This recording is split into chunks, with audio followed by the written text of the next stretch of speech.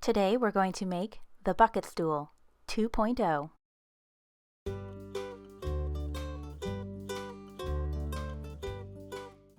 I used a cardboard template to draw out the leg pattern on a piece of mahogany that I got from the Home Depot. I then used my jigsaw to cut out the legs.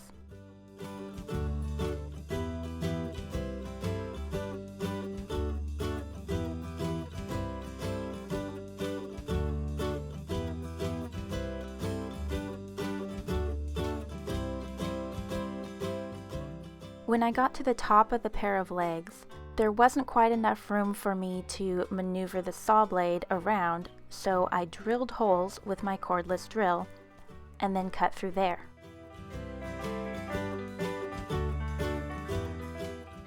I used the same template to draw out the second pair of legs a little bit higher on the same board.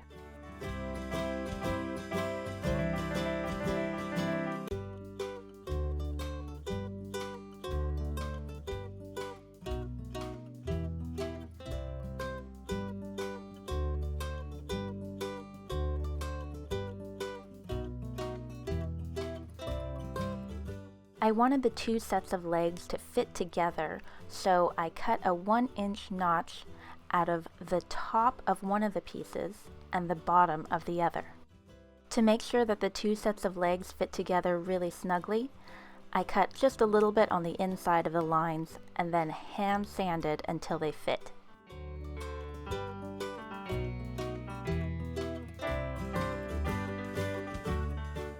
I then used my random orbit sander to smooth out both sets of legs and to round over the edges so they weren't quite so sharp. Some of the places were a little bit too tight to hit with the random orbit sander, so I hand sanded instead. I wanted to make sure that the legs would be firmly affixed to the top of the stool, so I attached L brackets to the legs. I pre-drilled before screwing them on to make sure that I didn't crack the wood.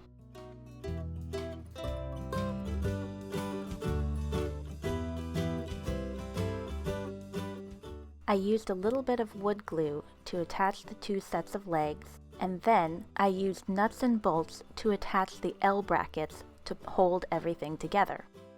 This is the part that will sink into the concrete and make sure that the legs don't eventually pop out over time.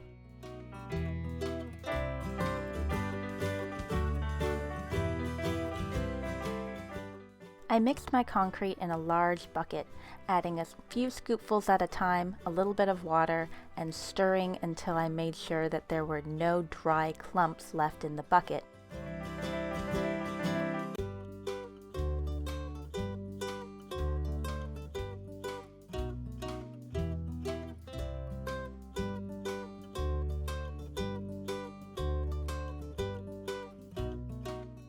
Concrete tends to get a lot of air pockets in it, so what you'll want to do is shake the bucket, swish it around a little bit, tap the sides, and try to get all those air bubbles to rise to the top. It's not absolutely necessary, and of course if you like the look of the air bubbles, you could leave those in too.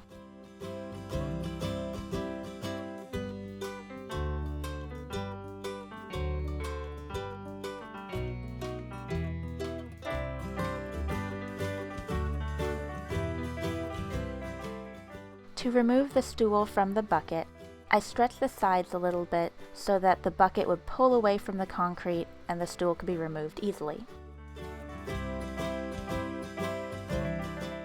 The bottom edges of the stool are a little bit rough, so I used a putty knife to scrape the edges. It doesn't really remove that much of the concrete, but it rounds it over so it's not quite so sharp. I also used a little bit of sandpaper to give it an even, smoother finish. I finished the project by applying 1 coat of Danish oil to the legs.